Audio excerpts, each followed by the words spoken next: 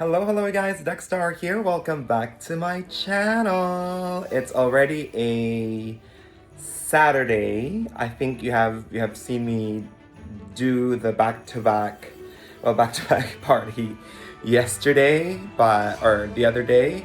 But today is a Saturday and we're gonna be doing a little bit of a get-together gathering also here at home. Plus, we will be revealing our Christmas decoration here. Come along with us. Enjoy the day with us. Ayan, may mga bisita na ako. Hi, Rose. Hi, Sheila. Ah, makaola.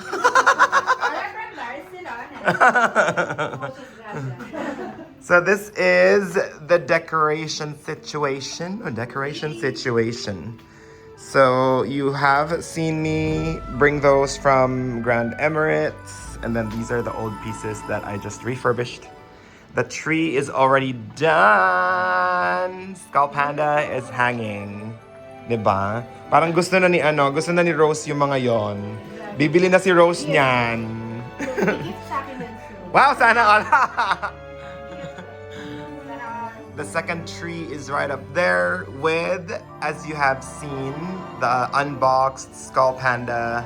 May may amoy yan siya, Rose. Yung may mga scented yan, pero hindi lang siya ganun katapang. May scent yan, iba-ibang scent yan, yun. Hindi lang siya matapang yung scent, pero may scent siya isa-isa. Iba-iba yung scent naman niya. Oo. Itong mga plushies, wala. Siguro. Ang inaano ko kasi, kapag nawala yung scent, paano lalagyan? Or paano siya i-refill ulit? Or kahit na pag nawala na, papalitan mo ng scent, ganyan, saan ilalagay? Ay nako, hahanapin natin. But that is the tree. Very simple decoration. And this is the food. Ayan, simple food lang. Kasi kami lang naman. Tapos may exchange gift kami later. Hintay pa namin yung ibang participants. But we're gonna be doing a little konting game sa exchange gift lang naman. Oo. Exchange gift with a twist. Ayan. Here na sila. Madam Dayan. Madam Berna. Mega love siya. Ayan Madam Tina. Ito na yung live ko. Oy, end na yung live niya. Andun si Ao at si MJ. Ang mga salarin kung ba't na sumasakit na ulo ko.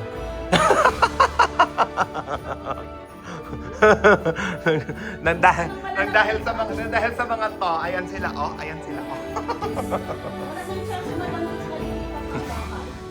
Yan ako lang yung babibit-bitan paglilipas lang siya. Ay, Diyos ko sa akin.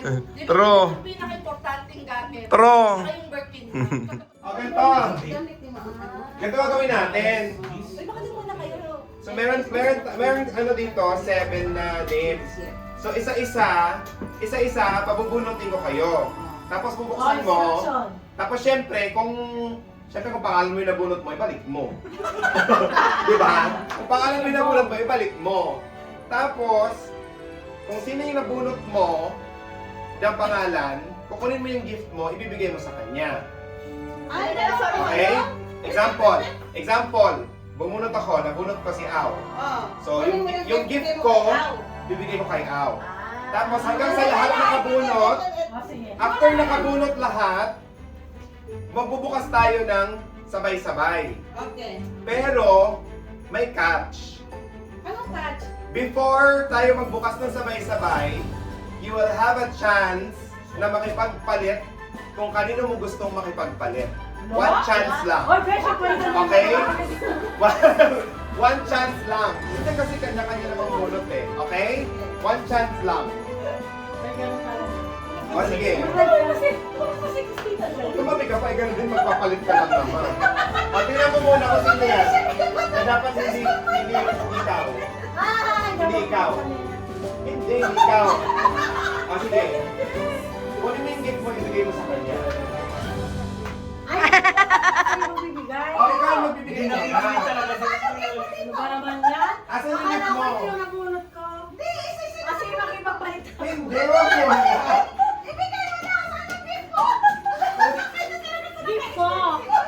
Yung gift mo, Hindi mo napanood sa TikTok eh. mo, kung sino yung pangalan. Tapos, Ibigay mo yung gift. Papa, paano mo kapalit? Mamalayan mo. Okay.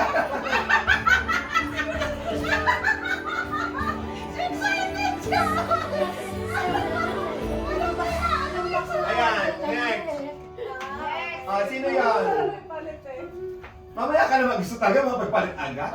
Hindi nyo concern ka lang. Huwag ka mamunod ka, hindi ko magalit. Sino tong Rose? Ay, Sa akin siguro, yan. Kasi ano ang mag-represent? Ayan. Swerte siya. Si Sheila ang mag-represent kay Rose. Rose. Ayan. Christmas. Wow! Palitan ko na lang kay Madam Rose. Sino sunod? Christina. Ayan! Ayan na! May regalo ka na, madam! Chanel yan? Ayan. Next. Madam, tapos na si Tramusina. Wait lang. Ay, ako na? Puno. Ayaw mo? Tapos na siya. Tapos na sila eh. Ayaw Bumalik na eh. Ayaw mo? Nabunot na eh. Ano ba? Ano ba? Naku, exchange na yan. Wait lang. Hindi, ako bubunot. Kasi ako hindi ko kasali si Au. Ayun nga, kasi dito naman ang pangalan niya. Nag-exchange lang din kami. Nag-exchange lang din kami. Ba't ayaw mo ako sa tanggap niya? Nag-exchange lang din kami. Kasi ako ang last na kasi ano. Dalawa? Wala, bakit yung dalawa yan? Di ba? Hindi, may isa pa si Sheila. Sila? May isa pa. Kasi siya lang ang kumuha nung kay Rose. Okay. Ay, di ba ito yung pang-health daw? Oo. Bili ka na. Yan, Oo. oo. Pag tumas yung blood pressure mo. Ayun, sige. Beshi, dadagdagan Kasi na naman Sheila. sa kandila Ay, ko. Si Sheila ang bubunot. Kasi si Aw yung bunot mo. Si Auna. Siya na lang eh. Sa kanya na lang. Ayun. Okay na. Asan Ito. yung ano? Ayun. And then, bibigay mo na ni Sheila yung ano. Bigay mo na ni Sheila yung gift niya kay Aw. Ayan. Ay! Hindi mo pala yan, akala ko dahil mo. Di mo. Ay, sige na. Ayan, okay na. Okay na. Okay na. Okay na. So kung sino ang... Huwag mo na iba. Okay na kayo sa nakuha nyo. Yes. Before tayo magbukas, meron kayong chance kung kanino nyo gusto makipagpalit. Ayun, makikipagpalit. Makikipagpalit. Tapos ayaw mo kapalit. Depende kayo kung sino gusto nyo makipagpalit. Ako makikipagpalit. Ayoko ng kandila. O sige. Marami na akong kandila eh. O sino gusto makipagpalit? Ay, kanya to eh, pa tayo. Hindi akin, dito sa akin. Hindi, Kay kay Ma'am Rose, Rose kay ko. Rose. Yan yung sa akin, sa kanya. Makikipagpalit sa kayo. Gusto mo makapagpalit? Wala dito si Ma'am. Wala si Rose eh. Sige, wag pa na tayo. Sino ba si Rose? Yung... Hindi, kanina. Yung kanina. Yan nandiyan si Rose. O yan, Sa kay kanya Rose. din to eh. Sa kanya din to. Sa kanya din yan. Hindi pwede makipagpalit. Okay na. Ha? Yan yung galing kay Sheila. Ikaw may pwede sa kanya. Oo. Or gusto mo yung gift ni Sheila na galing kay Aw. O, sige na lang. Wala pa, pending pa yun eh. Kami muna ko ng friend. Hindi, sige ako. Ano? O, sige, call up. Ano, kay ako na lang. Masan mo? Wala pa nga. Wala pa nga. Aba, magpapalit kayo. Sure ka na? Sure ka na? Eh gusto ko sana yun. Mag-usap kayo. Pop Mart. Ha? Pop Mart yun eh. Ano, okay na? Okay. Ako okay lang. Okay lang ako magpalit. Okay na? Okay na? Okay na. Sige, let's open. Ano next mo shoot with Wow. Ang bango! Very nice! Ay, kay Madam Dex, Madam Rose. Yan, madam, more than 50 years. Tingnan mo muna yung mga perfume kung gusto mo Ang bango! Very nice. Ano ito? Parang oil. Madam Tex, ano, bumibili tayo doon sa ano? Ah, Hindi. Oh, wow. Paborito ni Madam Tex yung mga oil na. Mga oil. Saan yung Madam? Saan yung Madam ang bango. Tex? Yung Yung mga Arabic. Ay, pumunta tayo sa mall na ikaw nagdala sa akin. Kalimutan ko yung Yung pangalan. tayo ni Madam Busyang, yung sa Corniche malapit. Kalimutan ko Yung yung pangalan. parang na oil. Pangalan talaga. Sayang. Bakit meron ka Madam Tex? Ito Madam Tex. Oh, para sa'yo. Hi! Thank you very much. Thank you na siya Madam mo. Si Madam Tex ang nagdala sa akin nito doon. Madam Tex. Ay! Ay, ang daming gift. Ang dami naman! may Madam Tex. May Madam Tex. Ang dami kong i-unboxing! Meron pa. Ano ba yun? Ganda-ganda ni Kalando! Birthday ko! Parang kanina yung topic ng ibats ngayon. Bigla na Oh, babawi kayo ha? Thank you! Alrighty guys, party is done. I'm so happy that I was able to pull off a very, very successful lunch gathering here at home from friends from different sides. Friends from the YouTube family, friends from the gym, friends from work, and it's been a very, very fun one. I think I wasn't really able to show you guys how, look at that, the full look of the tree, because I feel like it was too bright because it was morning, but at this time, because it's already evening, and I think the tree and the place really comes to life during the night with all the lights and all the colors. So let me flip the camera so I can show you how the area looks and how my Christmas decorating this year looks with my quote-unquote Pop Mart themed Christmas this year. Right, so starting from the entrance right here, as you can see, I have used, as I showed you a while ago, the green garland was actually an old one that I just refurbished, and I just placed a few of these transparent or translucent metallic tinsels. And then just right here, I placed, just to start our holiday season, I have opted to put in another tinsel tree right there. And then these two actually comes to life at this particular time because it really lights up all, it really shows its true beauty because of the light inside, because it's already night. These are the crystal-like tree that I got from Grand Emirates. And then on the other side, oh wait, let me just put on the light here, so it's gonna be beautiful. Here you go. So the light here is already up, so it actually somehow adds up to the whole beauty and the whole ambiance of the area. So here on this side, I also placed the same garland and tinsels on there, and as you can see, there are quite a few, a few crystals, tinsels, and bits of those strands of, these are like pearl-like pieces, which are super cute, looking super cool. And then that side are the figures. The first two levels are Skull Panda figures, and then the last two levels are Demu figures. And then on this side right here, where I usually do editing and all my table stuff, as you can see, it's quite messy right here. You have here the Skull Panda. I have unboxed this with you guys, red crystal. And then there is gonna be a very soon unboxing of this one right here. I will be unboxing this with all of you guys very soon. It's gonna be a very pretty one as well. It's another Skull Panda. And then of course the pièce de résistance of my tree this year, I have opted to be inspired with Skull Panda L'Impressionism, and these are the pieces of the L'Impressionism. I so love them. I think I have 9 of them. I'm still missing the secret, which we are still on the hunt for, but as you can see, they are pretty much all over, and they're all there. And then some of the other pieces that we have unboxed, all the other Skull Panda plushies, like limited edition pieces, are right here as well. This is really a Skull Panda tree, I mean for me. And then the Shanghai limited edition is right up top.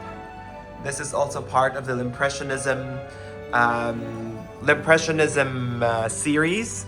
And then here on the other side, you have another small tree right here, which actually houses the very recent Skull Panda Let the Feast Begin. But these are like the charm-like pieces, and they are actually the ones that has fragrance in them.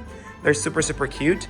And then you have the action figure of Skull Panda right here, which basically just rounds out the whole Skull Panda tree. Let me just go to the other side here. So this is the whole look. And then you have down here, you have the Demu. I know this is not Skull Panda, but I feel like this is my version, because it's still Pop Mart Christmas. This is my version of a Christmas village, but a Demu Christmas village or something like that. It's a theme park. This is the set of Demu Dream Conductor, which is super, super cute. Super beautiful. So that is that, you guys. That is how the whole setup is. It's basically just a very simple Christmas setup, just to lighten up the place and make it feel a bit festive, make it feel a bit of that Christmas mood. And then on the table, here I just matched it a bit with the pinks and then the grays and then all those fur. I just switch it out a little bit just to match the color of our tree, and also a little bit of these ones right here, just to give it a bit of a warm feeling. Although these are faux candles, but I know they look super genuine. And then on this side as well, I also did faux candles on this side. The only real candles are on here, which are the ones that actually add scent to the place. But they're super, super cool, super, super cute. That is our current setup at the moment. We have gifts right here. Some of them already unboxed or actually opened, because we have opened them. I don't know, I think you have already seen them a while ago when we were doing exchange gifts and stuff. But I will be showing you and sharing you the gifts that I have received this Christmas, and it will be in another video for sure. So this video, you could enjoy this video of the beautiful, beautiful tree of my beautiful Pop Mart inspired or Skull Panda Limpressionism inspired tree right here. But basically this is a Pop Mart Christmas this year. Alrighty, you guys, so that is our, I don't know how you may call it, like Christmas tree reveal or Christmas decor reveal, but that is how I celebrated a little bit of a lunch/holiday feels here at home. This is my way. It's basically my way of Thanksgiving and my way of saying thank you to all the people around me. I don't know that much people, and I treasure what I have, because I feel like you don't really have to have a lot of people around you, but you need to have the right people and quality people around you to be able to really support you in anything that you do. And if you're doing things right, they will cheer you on. And if you're doing things bad, they will reprimand you and make sure that you go the right path. And I feel like the people that I have around me, I'm very, very lucky to have those kind of people around me here, surrounding me here, because they really do support me all the way. And if I'm not doing that well, they would reprimand me and help me towards doing the right way, or doing it the right direction. So happy. I hope you guys enjoyed our time together today as much as I did doing this vlog and also hosting lunch here at home. Thank you so much for watching. I'll see you on the next one. Bye!